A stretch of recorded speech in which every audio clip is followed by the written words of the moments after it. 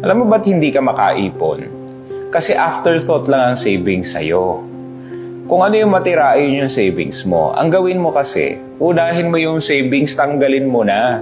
Pagkasyahin mo yung pera mo kapag nalabas mo na yung savings mo, sigurado niyan, makakaipon ka. Baka kasi nagpapakampante ka eh.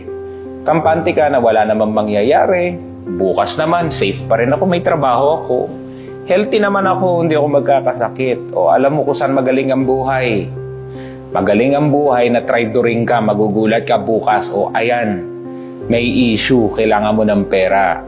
Pero dahil afterthought lang ang savings sa'yo, feeling mo naman safe lahat, walang curveball ang buhay, then you would be caught with your pants down, unprepared, walang pera, ang mangyayari ngayon, magmamakaawa ka. And I don't want that to happen to you. So ang gawin mo, ibawas mo na yung savings mo sa sahod mo, auto-deduct kung pwede meron kang separate bank account para hindi mo talaga magalaw. Auto-deduct, isend mo, o ayan, magkaka-savings kayo. At dyan ngayon magsisimula ang security ng buhay mo.